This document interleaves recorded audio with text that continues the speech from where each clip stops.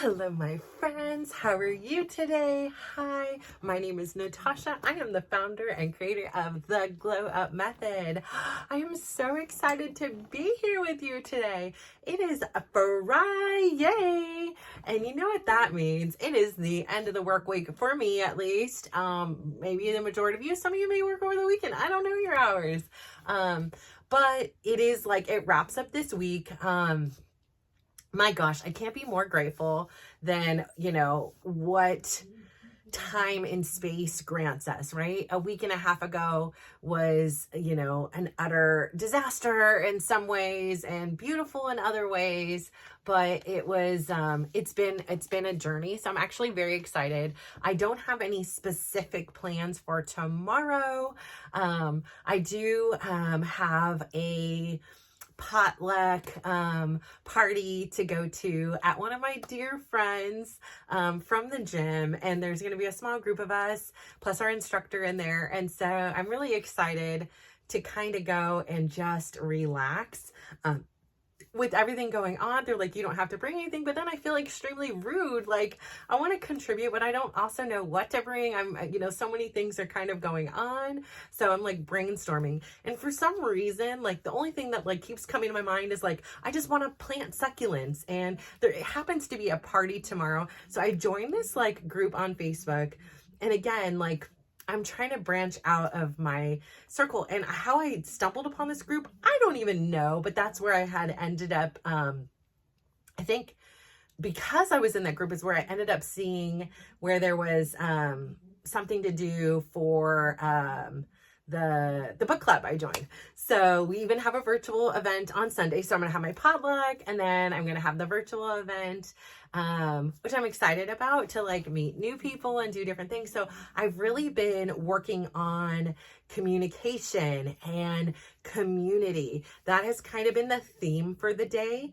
I had signed up for this other thing that, again, like Facebook algorithms, love them, hate them, whatever you want to think about them, but sometimes they're just damn good. Like, it's like, how did you know? Like, this is like exactly what I needed. And so, I wouldn't have looked for these things, but they come up, and then I get kind of curious, and I'm like, oh, well, maybe, and I'll sign up. And if it doesn't work out, like, that's fine or whatever. So I ended up having a meeting today, and this one was very cool because, there was about 21 people in it, but they were from all over the world. It's predominantly, again, for like who, I'm starting to think about like, who is it directly I'm talking to? Like, it could be anybody, right? But like, who is like my main like target audience? Like, I know I can't please everybody. I can't, like, I'm sure it'd be great if some 15-year-old young man was watching these things, like, oh, I'm interested, I'm going to take this wisdom and really like run with it. Like, if you are, power to you, but I also have to be like, who is my audience? Like that, who am I talking to? Who is going to relate to the things that I'm going through or have been through or am about to embark on?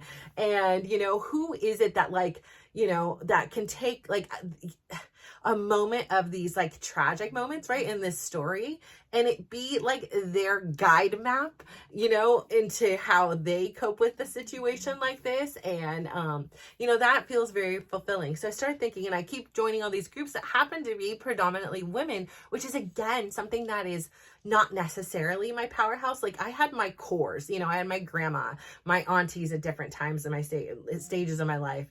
I've even had my mom in different stages. I've had other, gal friends, and, I've had my cousin and my sister. So there's been some women influences, but it has, and of course, how can I forget, like, my high school girls? I love you. Oh my gosh, like, we are on June 4th. It is going to be our 30th year anniversary. Is it called we're not even doing a reunion, so I guess it would be an anniversary. Like, I feel like we need to do something, but because our class size was like 42 girls, like, nothing ever gets coordinated, because it was just like, we were just this random small class of people. So like all these things. So I like literally am going to be like, is anybody doing anything to celebrate our anniversary? gosh, maybe it is the anniversary. I don't know, but like, I'd be down. Like, let's do something. Let's get together. But anyways, I can't forget those girlies who like grew up with me and who like influenced such like a big part of my life. They were, you know, the first friend group that like got me. And, you know, like, yeah, there were times I'm sure I made mistakes or did things that irritated them. And, you know, that's all part of pubescent teenagers.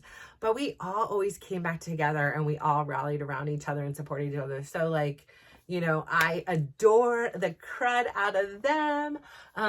But now it's like, it's so cool because the friends that I'm engaging with now are not just because we have kids in the same school. It's not just like by chance that we ended up in the same room at the same time, and then, you know, like our kids and our lifestyles, like now it's like much more cognizant, and it's not like, oh well, you know, when you have 42 girls in your class, there's not that many options of, you know, there's like, you know, super smart girls, there's the partier girls, there, you know, there's all kinds of, there's the sporty girls, like, you know, there were all kinds of different kind of cliques. You only had a few cliques to choose from. But it's really cool now too, to like, you know, even if in the class, like, I feel like it's so fun because when I walk in there, and I think because I am unique and I do have a lot of energy and I am very welcoming. And when I walk in there, I just have such a huge smile. Like, it's like I'm home, but I'm not home. And it's like a place that it's like, I don't know. Have you guys ever watched Cheers? And like, you know, it's like where everybody knows your name. And, it's like in the best possible way. And, you know, like I walk in, they're like, oh, there's the girl with all the energy and you ready to dance and have a good day. Like everybody you walking by and you're like, hi, oh, hey, you know, like, so I try to be very like welcoming and like make this environment that like sometimes there's crews here, girls here, you know, guys here, like there's different crews and different kind of, not cliques, but kind of cliques, right? Like, but I'm just this rando who like bops in and out of everybody, and I love everybody. Like even the two people that like, you know, like have frustrated me like in some small weird way, like the one lady that hit me, and you know, the other lady who like had, you know, previously attacked the instructor, and like not physically, but like really harmed him. And again, like this is hearsay. I don't know the whole story from her or from him. I just know it from a third party, but I believe this third party. And so again, like I was like, oh no, you are not like, no, we aren't messing with him. Like I'm a mama bear and he doesn't need my protection, but I'll be damned if I wasn't going to give it to him. But I, you know, like I'm at peace, I'm at calm, like, you know, with that woman and the other woman too. Like I said, I have her phone number now. Like we have texted, so we have definitely evolved. And it's just so nice.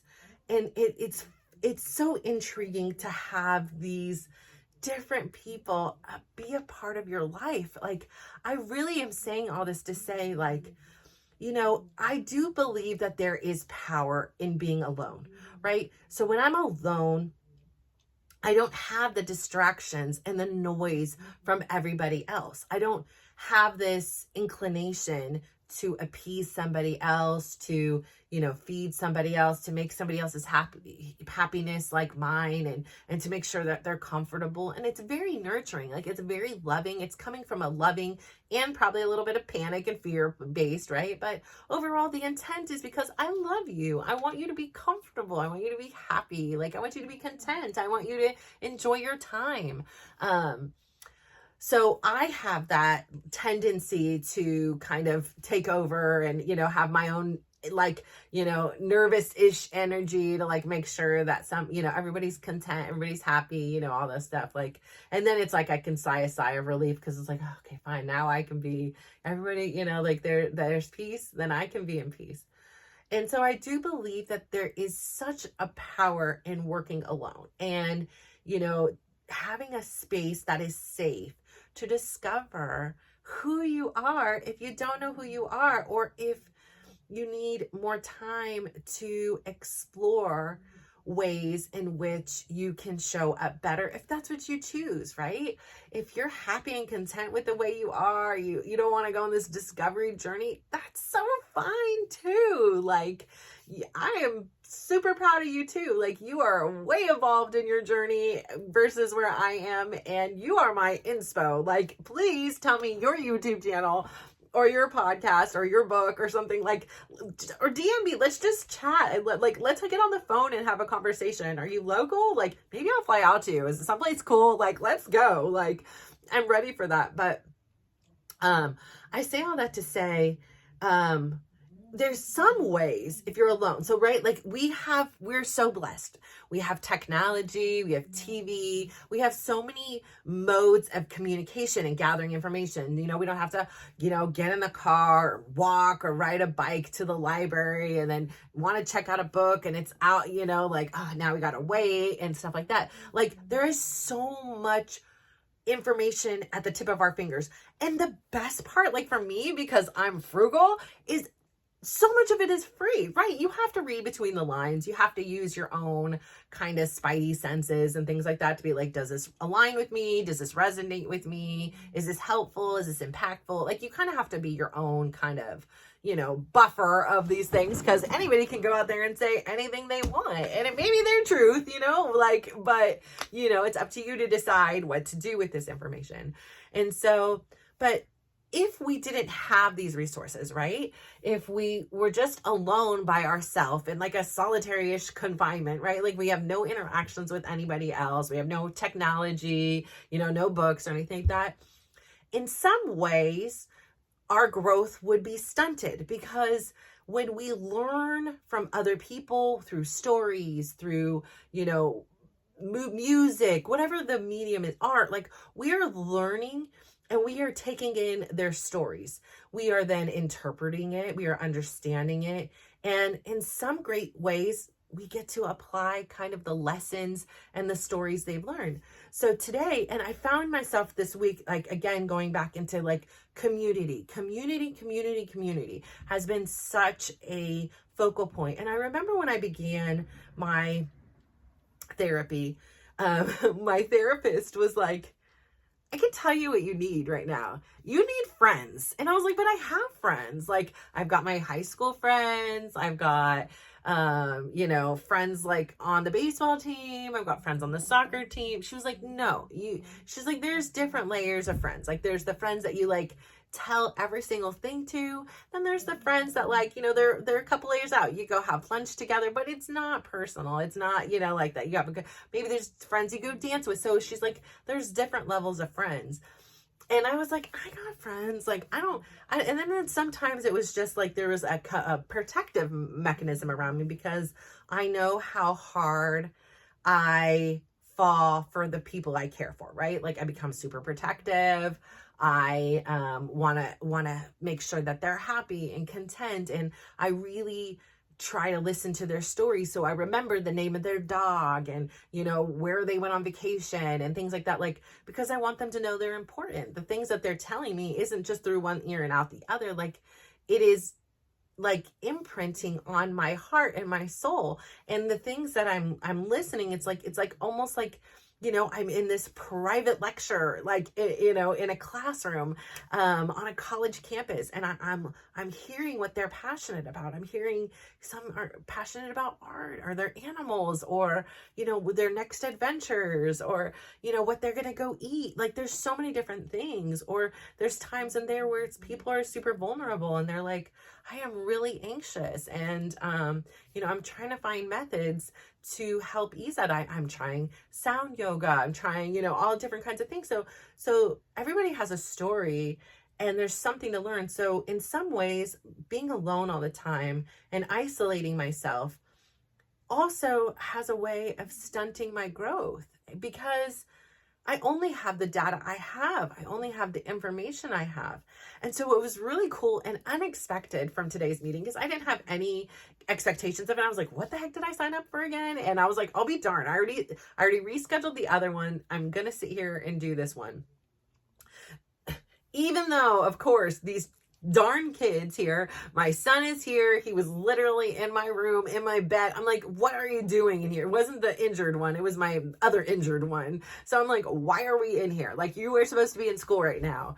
And of course, like my older kids are like, you are getting so soft, mom, with your parenting. Like, this would not have flown with me. And I'm like, I am like that's the thing is, like, again, I was the disciplinarian. I still am the disciplinarian, but there were some times I was always their friend, but not always, like, so I take that back. I was not always their friend. I always cared about them, but I was very okay with not being their friend. And I'm okay with not being their friend still now. Like, that's not my objective. I have other friends, right? Like, you're my friend. They are not my friends. I'm not going to talk to them about a lot of things. It's just absolutely not appropriate. It's not going to be helpful for them. It's not going to, like, build our relationship. Like, it's just not their business or their things to hear about. I mean, I am very open. I am very honest with them about a lot of things. Why? Again, it's all in hopes that they kind of learn from my mistake. And sometimes it works and other times it doesn't. I mean, today, like, I don't care about, like, the thing. And I get in the car and Tyler's like, hey, mom, I just want to let you know you were right. And I was like, well, what was I right about? And he was like, you were right about elevating my leg, that I should be elevating it to help, take out the swelling. But it took him to hear it from the physical therapist and to give the explanation. And, even though there's nothing that was said that was different than what I said, that's what it took. And I was like, listen, for me, buddy, it is, I know I'm right. Like, I've been through enough things that I know what I'm saying is right. It's for me. It's not about you saying, oh, you're right, mom, or any of that. I'm just here to help you. Like, my goal is to help you. My goal is to help you to get on the field as quick as you possibly can, is to help you to return to your life and regain your independence as quick as you can. And here's the methods that I know how to help achieve that. Is it going to make a big difference in the scheme of life? I don't know. But the elevation is going to help with the swelling. It's going to help with keeping the leg straighter, all the things that are going to be imperative for him going forward in order to have the most mobility he possibly can, after this. So again, for me, it's not about being right. It's about sharing the information. It's about having the ability to not be right. Like, sometimes I'm wrong. But usually if I say something, I will be like, I'm pretty sure, like, like, I won't say it with conviction. Like, I know, like, if I know, I know, like, but if I don't, I'm like, I don't know. I like this. This is what I would try. Here's here's some things. What do you want to strategize about? So again, in regards to my younger kids, and my parenting style has changed. Number one, there's a feedback jar. I took the feedback. Like, I can hear where sometimes me being a strict parent was challenging, was appreciated in some ways, but in some ways it was like perhaps too far or too much. And I can take that and I can do with it what I want, right? I can completely change who I am in hopes to, like, help and please somebody else. Or I could do nothing and just ignore the fact and be like, well, this is who I am. Take me or leave me. But really, I am trying to grow and be a better person. And so being able to hear the constructive criticism and kind of sit with it and not defend, be like, oh, well, all this stuff like I used to, like, I can sit with it and say, yeah, I can see where that's coming from, So my goal here and my goal in this stage of my life personally is to always maintain that grit, always maintain who I am and my strength, and how my encouragement for others around me to be strong, but also accepting the moments that I'm weak and to be softer on the edges. Like, it doesn't have to be a certain way. And I think for so long, I was convinced life had to go one way. And there's been so many lessons that have shown me that even if you do the best plan in life, things are going to come up and just at least for me in my life, veer you right off what you think the plan is. And that doesn't mean don't make a plan. No, not at all, right? Like, you got to have a plan. But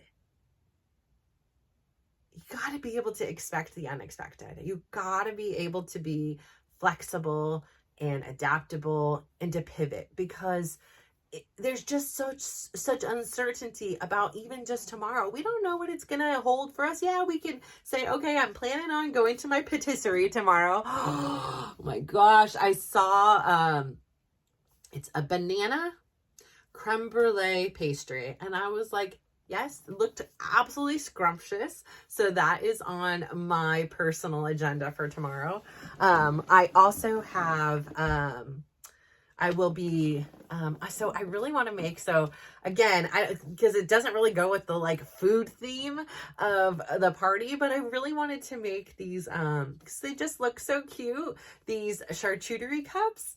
And so it was just like a cup, and so I'm thinking I'm going to do it and have like, just like a mix of things. So it'll be like a little bit of fruit, a little bit of cheese, a little bit of salami, a little bit of crackers, and a little bit of nuts, and a little bit of, did I say fruit? I said fruit, cheese, and then maybe like something like salty and savory, like a pickle or olive or something.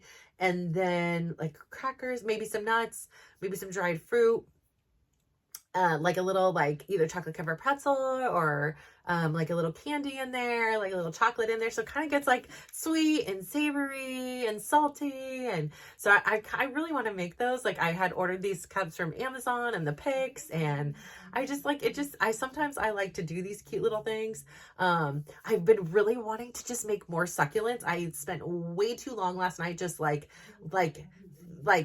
looking for different planters for succulents and all these things. And I really want to go outside and like a lot of mine are overgrowing. So like replant them into something, but I'm like, there's just there's so many things that are like calling at me to do and like need my attention. And, I just need like more time. And then then I get lost. Like, here's my time and I'm spending 3 hours looking at charcuterie cups. Like, is this necessary? Like, but I don't know. I like to do that. So, and I was thinking about putting like either like a rosemary sprig in it, or like basil, or, I was thinking like a chamomile flower in it, like just something like really springy and cute. So I'm really excited to go, because like I love this kind of stuff. Like just to be able to like hang out and go and like do something cute makes me so happy. Like at Christmas time, I like again was like, okay, what do I bring? And I ended up bringing like a fruit plate, but it was like you cut off the top of the pineapple and then you dusted it with powdered sugar, and it looked like a Christmas tree. And then like had used like miniature cookie cutters and put all like the fruit like around. So I'm not like a super creative person, but like sometimes I do like to have this creative like outlet. Like I'm creative in different ways. Like I don't draw and things like that, but like there are certain things that I really like to do and bring me a lot of peace and comfort. So like the succulents, like my baby over here is like growing. She is like so cute. She probably needs actually to be a little bit like replanted and moved around, because she's like, these ones are like growing, but I'm like, oh, I want to get this and this, so I'm like, I want a bigger one. Like I have another one downstairs, and I kind of had thrown that one together so quickly that I was like, oh shoot, I have like 2 of the same, and so I kind of want to play around with it. But then I was like, oh, I'll just get this big one and take up my whole windowsill. And I don't know if I'll what I'm going to end up doing, but I just think, especially right now with like spring here, and it has this like symbolism of growth, and it's like Earth Day. So I'm thinking like that'll be a lot of fun if I have some time to do that, or, you know, get that in there. So that's on my agenda. These are all my plans, but you know, something can come up on that wasn't expected. Oh, and by the way, yes, I am going to go take my son, which I'm really excited for. You know, that's going to be a 4-hour chunk of my day gone to go take him to the his soccer game that his friends will be playing in. But I think it's important for him to have this change of scenery, to have this interaction with community, right? Because you know, he isn't at school, and he's so blessed that we do have this big family and there's people around, and, you know, him and his siblings have a lot of shared common interests and stuff like that. And so, and they're really showing up for him, which I am so appreciative of, because again, we are Russo strong, we are Team Russo, and like, it always shows when somebody is down. So, not that it doesn't show when they're up as well, like we're there for those things too, but especially when they're down, like it just gives me this extra sense of like pride and like comfort to know that like when there comes a day and time and Mama Bear isn't here anymore, that they still have one another's back. Like I am not the common thread. Like with my dad's siblings, and even not so much so with my mom's, but with my dad's siblings, my grandma was the common thread. She was the common denominator. They all adored and loved her. We all love and adored her so much. Like, she's my bestie, but I'm sure she was a lot of their besties, because she's just that amazing. But, you know, once she passed away, I mean, all the relationships kind of unfolded. And so I always remind my kids that it's really important to keep this. Like, the people in your house know your deepest, darkest secrets. They have seen you on your worst, and they have seen you at your best and celebrated with you. Like, never forget that. Like, and I get it, because like my relationship with my siblings, you can be like, okay, look at you. Two of them I've met twice, like once or twice in my entire life. Okay, so like, sorry girls, I don't even really count. Yeah, we share a bloodline, but you know, we've texted maybe 5 or 10 times, happy Christmas, you know, like Merry Christmas, happy birthday, whatever it is. Like, there's no relationship there. Like, I know people in my gym more than I know them. And that's unfortunate. The door is always open. It's just where we are in our lives today. Like, it's not, for me, personal. It's just where we are in our lives. My brother, again, it's unfortunate. He has his own beliefs about me. He is convicted by them, and, you know, he has that right. He can believe and think I am whatever. If he doesn't want to be a part of my life, again, totally fine. Door is open. You know, I'm willing to reunite, but I also respect if he doesn't want to. My sister, again, that one's a little fresher, a little newer, a little stabby in my heart, because she had this special place in my heart as a sibling. But also, like, there were moments in my life I was not that I wasn't with my brother, it was a different situation. We were both kids, so I was a kid parenting a kid, and the kid didn't want he wanted his mom, he didn't want his big sister. And, you know, I was always good and right, and you know, always behaved, and, you know, he was the opposite, like, you know, getting into trouble and just being a little boy that doesn't have a mom and a teen dad. And, you know, he was doing his best he could, but, you know, he has his own, you know, story, and I'm not going to try to tell his story. But he has his own reasons, but our relationship was very different. When my sister, I look at, like, you know, almost like a daughter. She lived with us for a few years. You know, I was very, like, helpful for her to, you know, help her to, like, be on, like, support her, not like help her, but like, I supported her through, like, you know, as she was going through, like, her own discovery phases. And I was glad to have that opportunity. And then, you know, like, I got to see the beginning parts of their parenting. I think they're phenomenal parents. My gosh, like, I wish I could have had the foresight and knowledge and the flexibility that they have. I think that they're, like, their daughter could not ask for better parents. They are literally amazing. They are just have such a calmer aura and energy than I brought to my parenting style. Before, I'm a lot calmer now. They're also a lot older. But yeah, it just rubs off. And, like, their daughter is just absolutely delightful as a result. Like, she is confident, she is strong, and she is young. Like, I'm heartbroken that I cannot be at this time a part of her evolution and growth. Like, I can just imagine all she has to say, but that's what it is. So again, it's so hard for me to say because, you know, my personal family community is not intact, but I'm grateful that there are people outside of my bloodline that have taken the time to get to know me, and I have taken the time to be honest with who I am. There's no more, you know, saying what I think they want me to say or being who I think. It's just being me, and they like me, and I appreciate that, and I like them. I really admire them and their energy and their consistency and their kindness, and that is who I am. And so I will say what I wanted to wrap up and say. So the sense of community, one thing that was extra special about today's event, there was only 20 of us. We broke out into a room with 4 or 5 of us, you know, like a Zoom room or whatever breakout room.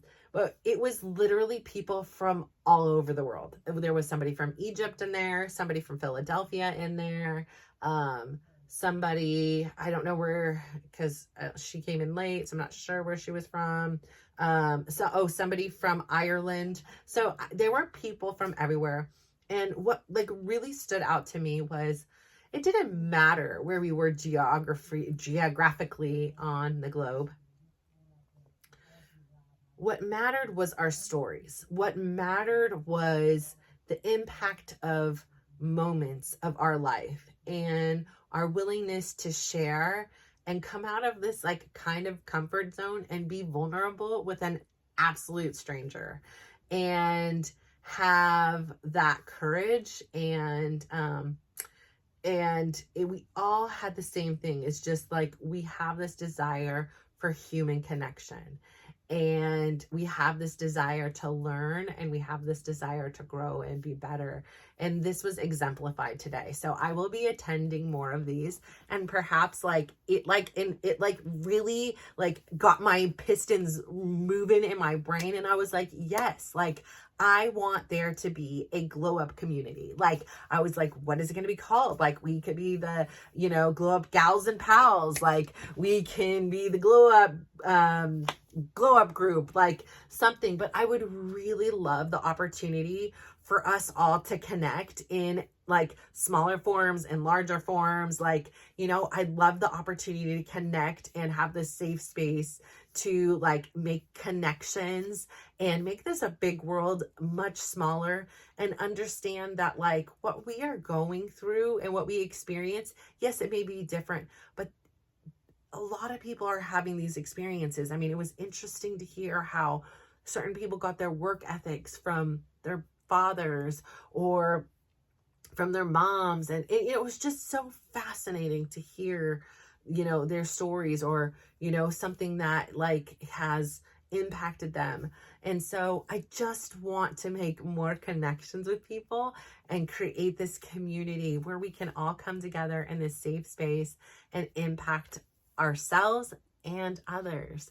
So I say all that to say thank you so much for tuning in today. I am so proud of you. I adore you. I thank you so much for believing in me and sharing your very precious, your very valuable time and energy with me. And I hope that we create this community. And if not, DM me, like, I don't know, text or whatever, but DM, like message me somehow, like let's chat, tell me something. Like I'd love to hear about you. I'd love to have this place where you can, you know, feel safe and feel comfortable and know that like you are loved, you are seen, you are heard. So thank you so much. I hope you have an amazing day today. And if you could do me just one favor, go out there today, give somebody a big smile, give them a compliment, and just watch how they glow up. So thank you so much. Mwah.